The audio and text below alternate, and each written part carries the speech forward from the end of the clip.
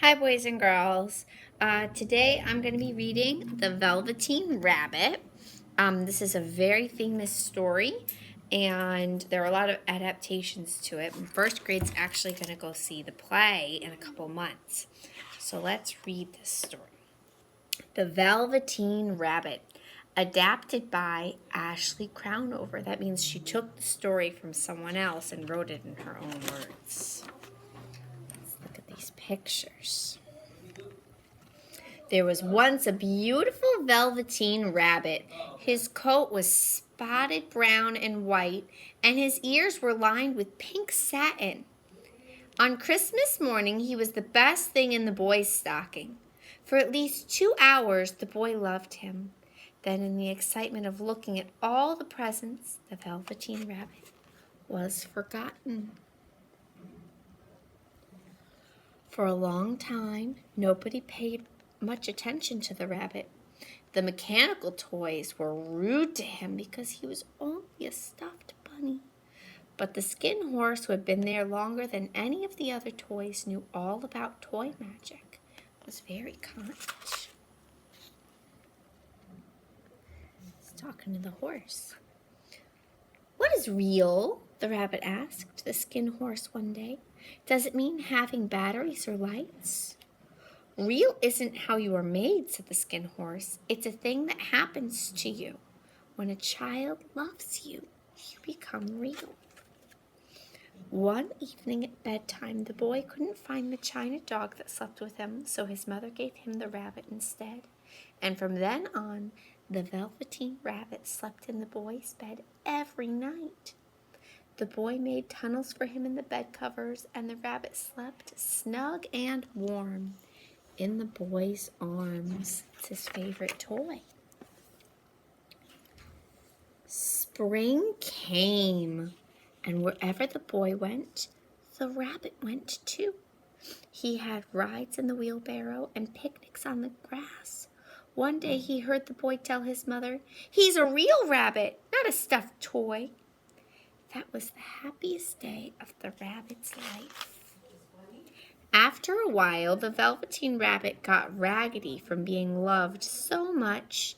Some of his fur rubbed off, and the pink in his ears turned gray. But the boy didn't notice. He thought the rabbit was beautiful. When the summer came, they played together in the woods almost every day. Then one day, the boy got very sick. The doctor said that all the toys in the room had to go because they were full of germs. The boy got better, but the little rabbit was put in a sack with other things and taken outside. The Velveteen Rabbit wriggled his way to the top of the sack and looked out. Nearby, he could see the woods where he and the boy had played. He thought of how those happy times had been and of how much the boy had loved him.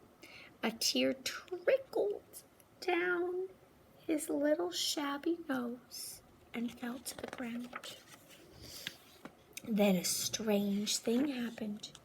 Where the tear fell, a mysterious flower began to grow. It had emerald leaves and a beautiful golden blossom. The blossom opened, and a fairy stepped out. "I am the toy magic fairy," she said. "I take care of the playthings that children have loved, and when they are old and worn out, I make them real." "But wasn't I real before?" the rabbit asked. The fairy said, "You were real to the boy because he loved you. Now you shall be real to everyone." In the meadow, the Velveteen Rabbit saw wild rabbits dancing with the shadows on the velvet grass. "Run and play, little rabbit," said the fairy. "You are real now." Fall and winter passed. In the spring, when the days grew warm and sunny, the boy went out to play. In the woods, he saw 2 rabbits peeping at him from under a bush. One was gray, and the other had strange markings under his fur, as though he had once been spotted. His little soft nose and round black eyes seemed familiar to the boy. "Why, That looks like my old bunny who got lost when I was sick, the boy thought.